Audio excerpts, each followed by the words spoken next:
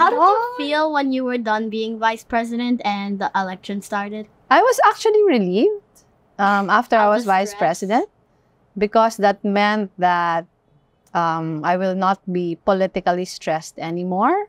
And I can still do what the usual things that I was doing. If you were stressed by being vice president, why did you try to get elected for president? We needed to do that, to provide people with choice. Well, there was no one who was running who represented what we felt was good for the Philippines. Okay. Yeah. What do you think is good for the Philippines? No corruption, better leaders, leaders who look after the welfare of the people.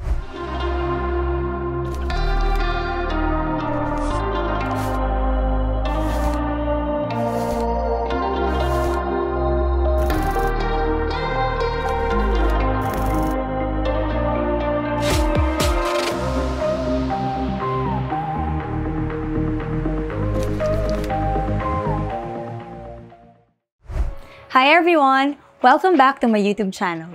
This is Dr. Gail, and whether it's about dermatology or sharing a piece of my personal world, I'm here to bring knowledge and authenticity straight to you. So for this episode, medyo kakaiba siya guys, and it's something that was kind of a spur of the moment kind of thing, or is kind of a spur of the moment thing. Hindi namin siya pinagplanuhan, parang bilang naisip lang namin na, it's about time, it's the right time. And for today's episode, meron akong special guest na alam ko sobrang dami na talaga yung nagre-request. Hindi ko na papatagalin guys. Ang special guest natin today is none other than my tita, Attorney Leni Robredo. Hi, Tita Len. Hello, hello. Welcome back.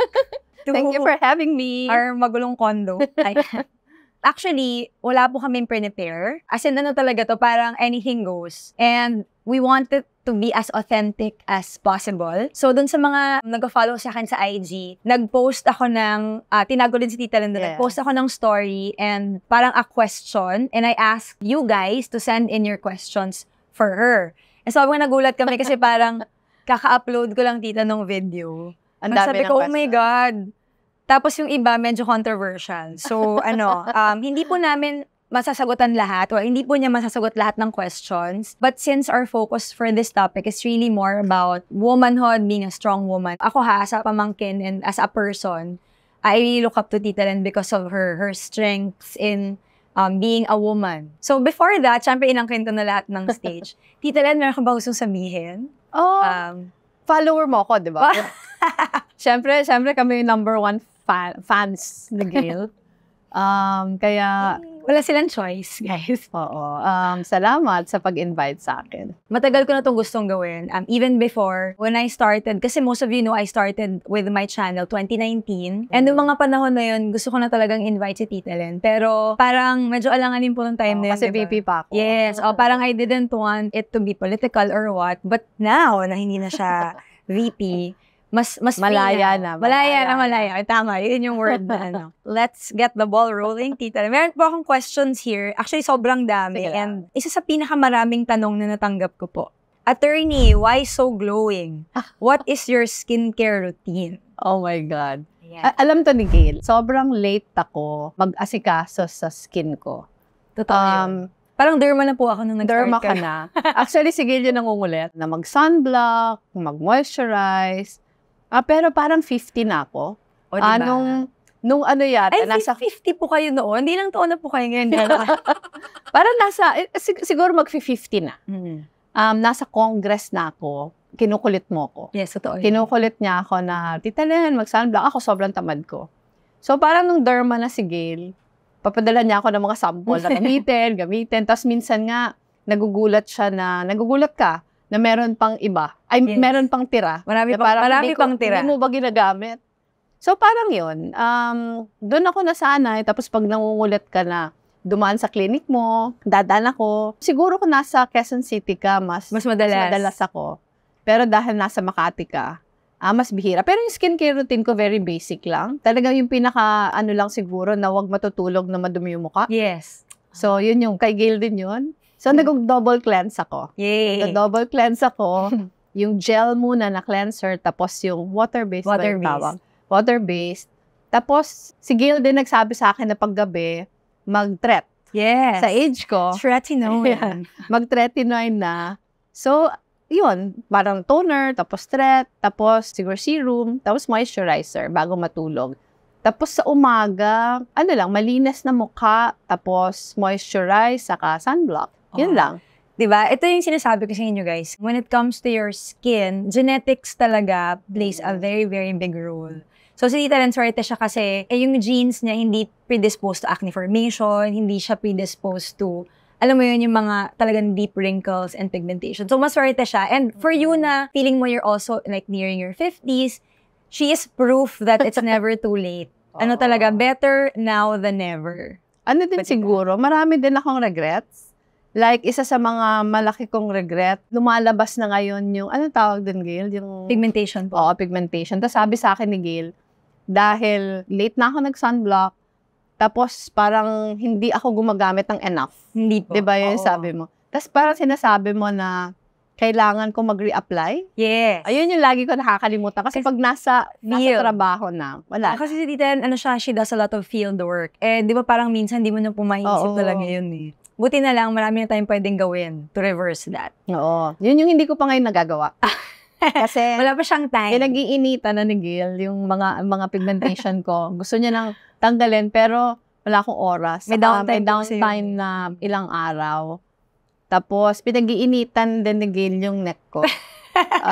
Pag nakikita niya yung videos ko, text niya na ako. Tita Len, kailangan ka talagang pumunta na sa akin.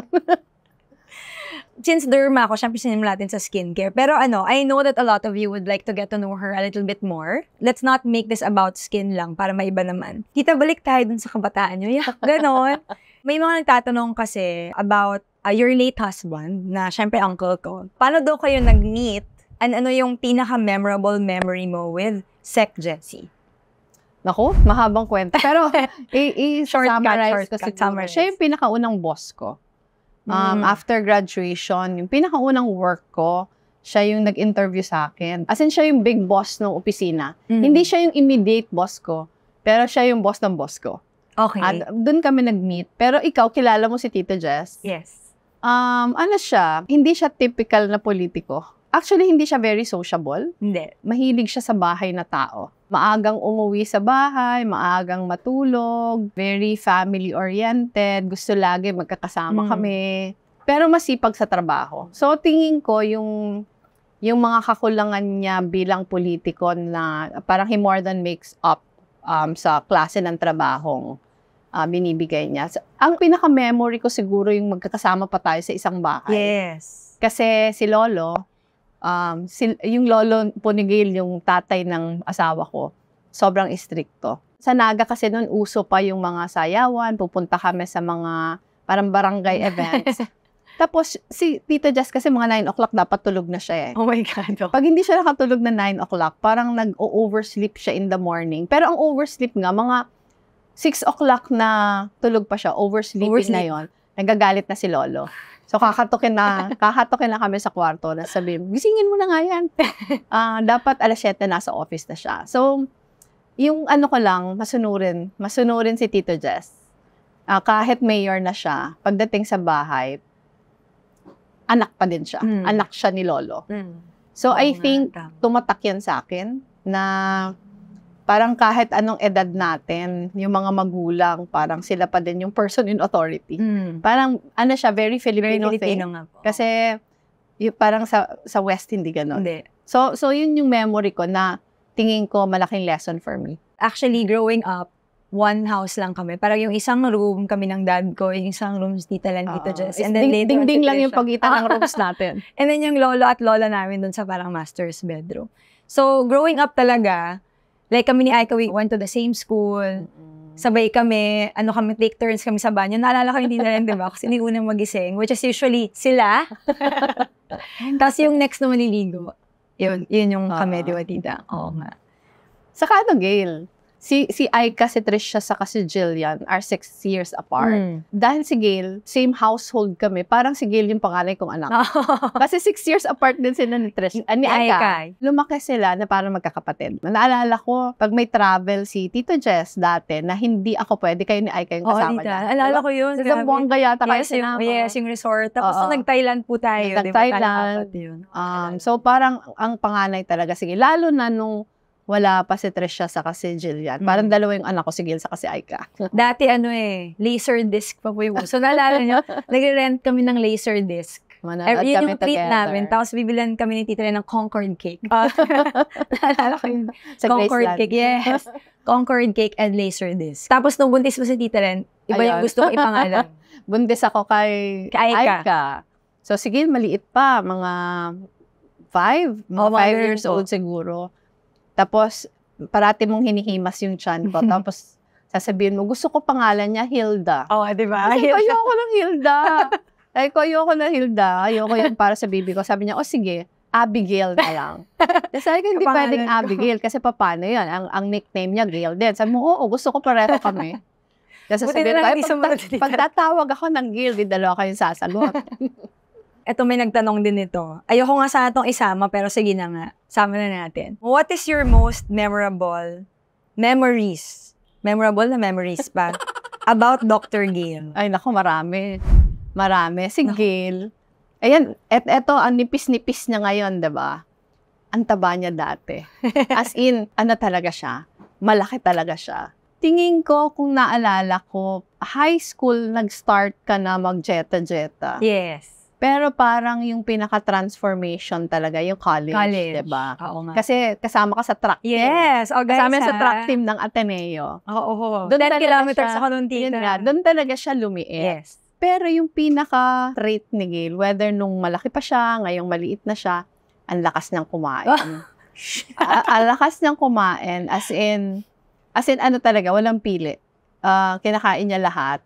Tapos naalala ko, nung bumukod na kami, tumira na kami sa yung apartment, hindi na kami doon sa big house. Pag sobrang puno na ng ref namin, sasabihin na namin, tawagin mo nga si Ate Gil, tumambay dito kasi pag tumambay yan dito, mauubos yan. Yung as in, kahit yung antatagal ng nasa ref, kinakain mo pa. Pero nung college ka na, malakas ka pa din kumain. Pero hindi talaga siya lumalaki. Ang naalala ko din, artistahin ka na talaga eh. Parang very natural na performer. Transferi ka nung grade 5. Yes. Diba? Oo, grabe. Ang nagatid sa akin nun sa classroom sila. First day of school, ako naghatid kay Gail sa classroom niya. Kasi transfer siya, wala pa siyang kaibigan. Tsaka hindi pa ako nakaintindi ng Bicol. Hindi ka nakaka-Bicol. Ang ganda-ganda ng mukha eh. So, siya, lagi siyang muse. Hindi mo to Gail naalala kasi nung niremind kita, hindi mo maalala. Pero yung pinakauna mong nag-muse, parang intramurals. Hindi ko na nga po maalala. Oo, parang pinapa-costume kayo. Tapos hinanapan kitang costume sa mga kaibigan ko. Ang suot mo parang pang equestrian. So, humiram tayo ng chaleco. Naalala ko pa yung color ng chaleco, peach. Oh my God. Tapos Hindi ko po maalala. parang long sleeves kang white. Tinapon ko lang yung mga picture. Hindi, binaha kasi yung mga pictures. Oh Tapos my God, naka-boots ka. Tapos naka parang cowboy hat. Para sa paraning bus. Oh my Umikot God. kayo. Dati kasi wala pang phones eh. Yes. So, ang daming hindi na pe-preserve. Tapos, kasama ka sa cheering squad. Ayun, naalala ko po yun. Kasi lagi akong sa ilalim. Hinihintay ka namin mag-practice. Kung naalala mo yung parang 3-story building na kung saan yung classroom mo nung grade 5. Sa likod kayo nagpa-practice. Yes, opo. Oh my God. So, paghapon, kami ni Aika maghihintay na kasi paminsan nagagabihan kayo. O mga 6 gabi na yun. Gabi na yun. Gabi na yun sabi. Tapos, yun, naging VJ ka. Oh my God. Alam mo guys, nakalimutan ko na yan, promise. Yung VJ era ko. Naging VJ siya. So, meron siyang TV show. Oh my God. Local sa Naga, meron siyang TV show. Nakalimutan ko na So, po. kung naalala mo, yung studio noon nasa San Felipe. Yes. So, hinahatid ka namin doon, sinusundo, minsan naghihintay kami. Kami din yung fans sa TV. Oh my God. Oo nga, naalala ko nga. Nakakatawa po yun kasi ano siya eh. Para siyang video kay Tita Len, diba? Tapos magre-request ka. Tapos kakantahin nung nag-request. Oo nga, naalala ko yun. Oh my God. Tapos Yun, parang dati hindi ka diligent. Hindi po. Ang husay niya sa klase, as in, talaga sobrang husay. Pero siya yung tipong, kasi sina Aika maaral eh. Si Gail, kahit hindi nag-aaral, Yikes. mahusay sa klase. Parang ano siya, parang chill lang na tao. Pero mabait ka talaga. Mabait talaga siya. Sabi ko sa inyo, yung mga nagsasabi sa akin, hindi ako mabait. Mabait siya. Tapos parang kahit tong teenager ka na, parang never na dumaan ka sa face ng yung mga moody. Hindi wala, po. Mabait wala talaga siya. ako. Mabait siya, mapasensya. Pero totoo, hindi talaga ako studious. I mean, I wish I were. Naging studious lang po ako nung Derma. Na. Nung nag-mature Pero kahit po hindi siya studious, laging honor student. Ala. Paminsan nagsasabi si Aika na nakakaingit si Ate Gail kahit hindi mag-aral. Ala. Ano din. Pero si Jillian dito ganun din eh. Si Jillian sa magkakapatid yung hindi din studious. Oo, diba? Studious. Pero pag nung nagpisay na siya, wala siyang choice. Nung nag-mature na kami. Oo. Pero ano ka, mapasensya. Marami challenges na dinaanan pero walang reklamo. Parang madali ka na mag-adopt. Yes. Madaling, Importante po yun in life. Siyempre, favorite cousin siya ng mga anak ko kasi talagang siya yung Ate Gail. Anong kasal mo? Kasali kami lahat. Oo, lahat. Si Aika yung kanya maid of honor, tapos bridesmaid si Trisha, si Jillian yung commentator. Yes. Ako Ninang. Si Tito Jess lang po yung walang role. Si Tito Jess yung walang role. Ano siya? Assistant ni Jillian. Pero si Gail, hindi sakit ng ulo. Siguro ang pinakasakit ko lang ng ulo kasi ang dami tong callers sa telepono. Maraming fans. Oh no, kasi wala pa nung cellphone dito. Wala pang cellphone. Pinapagalitan namin pag matagal na sa telepono. Landline. Hindi po makaka-relate yung mga Gen Z tsaka millennials. Wala pa nung texting walang anything. Sobrang daming fans. Nasa all-girls school siya. All-girls school. Pero marami siyang fans outside. Oh no. Nakalimutan ko na din po yun. So pag matagal na siya sa telepono, sinisita na namin. Pero ito, nung nasa Ateneo na, ang hirap maabutan sa dorm. Kasi lakotsera. Lakotsera. Tapos, may time na nagkaabutan kayo ni Aika. Para si Aika, nag-summer school sa Ateneo, nagkaabutan. Sumbong si Aika na, late na umuwi si Ate Gail. Tapos first floor po kasi sa Aika. Tapos parang may paper kang isasabit mo na ngayon mo din gagawin. Parang ganyan siya. Pero guys, bumawi talaga ako nung derma residency. Dati ayaw mo pang mag-medicine, di ba? Iba yung course ko rin. Nag-decide ka after college. After college. Yun. Tapos kami lahat nagbe-benefit.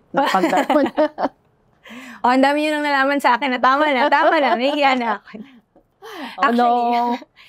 Actually, si Tita Len, tahimik lang yan. Tsaka, a lot of people ask me how she is talaga at home or like, is she any different when like she does mga live. Ganito na po talaga siya. Hindi po siya nasa-stress. At si Tita Len po hindi umiiyak yan. Pag nanonood kami ng mga movies na talagang grabe. Ayun pala, hindi ko nasabi sa'yo. Iyakin. Yes. Pag nanonood kami ng movie na sobrang talagang yung halos hindi ka na makahinga sa emotions, so Tita Len chill lang yan. Hindi siya umiyak. Kayo ni Aika duet. Yes. Kami talaga. Si Aika not so much, si Trisha pala. Si Jillian. Pero Tita, si Aika umiyak din. Kayo talaga nung hindi. Mas bata pa. Pero ngayon hindi na masyado. Parang yung energies ko yata nakukuha na. And si Tita Len, never ko pa yung narinig mag-swear. Promise. Oo. As in, never talaga. As in, never. Wala. Tapos, hindi siya sumisigaw, sobrang zen. Sa traffic, hindi siya nagagalit. Parang yung ikaw businang-busina ka na siya, chill lang siya. Tapos kung ano yung nakikita nyo, yun lang talaga, it doesn't change. Whether ganito siya or iba yung kausap niya, or whether nasa stage siya or in a big event, it's the same. Kaya yun yung tinatry kong i-adapt. Yung parang, you have to be the same to everyone. Dapat wala kang filters, dapat ganito ka lang. May exception to the rule yan. Ay, ano po? Sa opisina. Hindi kasi ako nagagalit ako pag may nalali. Pero hindi ka dito sumisigaw ever Hindi ako sumisigaw. Pero yung galit na words lang. Hindi, mas silence. Ako po yun yung ayoko eh. Mas gusto ko isigawan mo na lang ako. Kaya mas takot sa akin yung mga bata Pag hindi na ako umimik, takot na sila. Tapos si Tita Len, napakagaling na travel planner niyan. As in, pag meron kaming family trips, aasahan po natin siya. Kasi nakahanap niya yung mga pinakamagandang Airbnb na hindi sobrang mahal. Dati, every holiday season, we would travel as a family. Yeah. Imagine planning a trip for 22. Sobrang hirap. Pero nagagawa po ni Tita Len. Nung nag-Japan kami, parang nakaano kayo ng isang floor, no, na Airbnb. Tapos nung nag-US din tayo dito, yung sa Mas Vermont. mahirap yun. Pwede po siyang mag-travel. Mas mahirap nung mas marami tayo nung nandyan pa sina Lolo. Kasi ang daming considerations, di ba? Pero ngayon na mas malalaki na kayo, hindi ko na din solo eh. Hindi na nga Hindi po. ko na solo kasi lahat may contribution na. Nung time na mas maliit pa kayo, solo ko talaga yung pagplano. Pero gusto po niyang ginagawa yun. Ay, oo. Dito din parang na-excite. Sabi ko nga, in my other life, siguro ako, may travel agent. Travel siguro. Ayun, actually, tama-tama. Since nabanggit niyo po, may nagtanong nito eh. What are your thought careers? Ako yun. Gusto ko maging travel agent. Travel agent. Parang kasi ako, Gail eh. Parang dahil siguro panganay ako, maliit pa ako, parang nakaatas na mag-abogado ako. Parang all my life. Yung parang dad po kasi ni Tita Len, former judge. Parang dahil lawyer yung tatay ko, parang ako yung in-expect na Follow. So parang never na, except one time, na gustong-gusto kong pumunta ng mag-aral sa Manila na ayaw akong payagan. Parang yung mami ko, willing lang siyang pumayag kung sa UST ako. Kasi may mga pamangkin siya. May mga pamangkin siya doon. Tapos may house sa likod ng UST. Tapos lahat nagme-medicine. So siya, payag lang siyang mag-aral ako sa Maynila. Kung doon ako titira at magme-medicine din ako. Pero Tita, UP ka, di ba? UP ako. For a time, parang willing na ako noon basta payagan lang ako. Pero ultimately, pinayagan din ako mag-UP. So, travel agent. Ang thought career ni Tita. Hanggang ngayon. Hanggang ngayon. Sa retirement. Gusto ko pa din. Parang mahirap po yata mag-travel agent dahil ngayon iba na. Pero hilig ko kasi, Gil, yung Kasi para makakuha ka ng mga tamang destination, kailangan maraming babasahin. Yun nga po. So, Actually, gusto ko yun. nakakapagod Gusto ko dun yun. eh. Yung babasahin mo yung mga vlogs, tapos Yung mga comments, pati pag-book ng hotels, binabasa ko lahat ng comments. Oh my God. Yun naman Ko yun, hilig ko. Kahit nung VP na ako, kahit busy ako, parang yun yung pang-distress ko. Travel agent. In the past. Ayan, habang nag-shoot kami ng video, meron dyan sa likod na ganun ng ganun. Sige, sasali daw sila. My kids. Come. Sit beside me. Up, likod. Move. Move you. Introduce yourself. You first. I'm Alonso. Can you fix your, Alonso Vitas. And move. Ate. Who's that? That's Charizard. And then you? My name's Natalia Vitas. What? Afo, what do you want to ask? Kanina you wanted to ask. How old are you? Guess. I'm 52. Oh, thank you, Afo. Thank you. Another guess, you're wrong. 60. No. No. 64 in between. No, I'm turning 59 in a few days. Oh, that was 60 was pretty close. Okay. What is your favorite color? Pink. Of course. Of course. You, Ate, what do you want to ask Lola Lenny? Well, what did you do while being vice president? Oh my Oh, God. a lot of things. A lot of things. We have, you know that we have been going to the communities, right? If you remember when we gave food to children, I remember that you helped us. What we walking everywhere? You remember? Remember the chicken Yeah. with rice? Oh, yeah. Jollibee, That. yeah. We do that. We go to the communities and look for people who need help. What else? Is there anything you want to ask that you thought of yourself? How much money do you earn every day? Every day. Next question. I need to ask that of you because you're selling cookies. How much do you earn every day? We only do once every month, so. How much do you But earn? we've already earned 7,000. Wow. That's too much. Also, it's Yung ate. It's a class profit, and my class hasn't done any selling yet. Wait, what's your question? Come on, ask Lola Lenny a question. How long did it take for you to put on that makeup? 2 hours. Oh, okay. How much did this camera cost? Oh my God. Alonso, this YouTube is about Lola Lenny. It's about asking her questions. So what do you want to ask? Like, what do you think other people would want to know? Do you have your own YouTube channel? I have. You're How not many subscribers? 700,000. Wow! Wow, you already have a silver play button. Good job. When is your anniversary? Anniversary of what? Wedding anniversary? Yeah, when is your wedding? June 27th. Like what year? We were wed 1987. Your mom was our flower girl. What is this camera for? For me. Our mom. Alonso, come here. Sit here. I'll go on. Last question. Is it like this 24 hours? Yes. Be serious. What do you want to ask? What do you think the audience who are watching now? What do you do daily? What? I work. Oh, the entire day? I work from morning until evening. What's your job then? I'm head of an NGO. It's a non-government organization called Angat Buhay. Is it easier than being vice president? Yes, it's easier because it's not that stressful anymore. And we can do more now compared to before. How hard is it being a vice president? It was hard. It was hard because of a lot of things. It was hard because you can only do so much, and there were a lot of people needing our help, and we can't help all of them. So it was hard. Because you want to help like a lot of people as a lot. But it's tough. Even as a lawyer, I need to help a lot of people. But when I was vice president, we knew that a lot of people needed help, but we can only do so much because our budget, our money was not enough. And wait, were we giving away to charities or just like? Yes, it's similar to that. I have another question. What? How many campaigns have you done? I've done 9.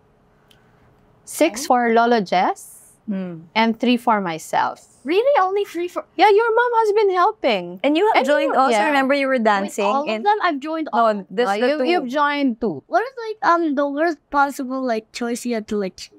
Oh, that's a good question. I think deciding to run for president. It was the hardest choice I had to make. Like, what were the choices? I had To run or not to run, or to run for another position but not the vice president. Yes. Maybe at that time I was thinking I would be running for governor of Camarines Sur, where you visit us. Huh. Why do you even think you to be a mayor? It's one of the choices because Lola Jess was a mayor for a long time. Oh, how long? 19 years. When Ninang Aika, Ninang Trisha, and Tita Jillian were born, Lola Jess was mayor already. Oh. And how long were you vice president? 6 years. Nice. How did you feel when you were done being vice president and the election started? I was actually relieved after I was vice stressed. president because that meant that I will not be politically stressed anymore and I can still do what the usual things that I was doing. Another question. What? If you were stressed by being vice president, why did you try to get elected for president? Because we needed to do that, to provide people with choice. Well, there was no one who was running who represented what we felt was good for the Philippines. What do you think is good for the Philippines? No corruption, better leaders, leaders who look after the welfare of the people. Grabe naman yung mga tanong ni Natalia, yung mga singit.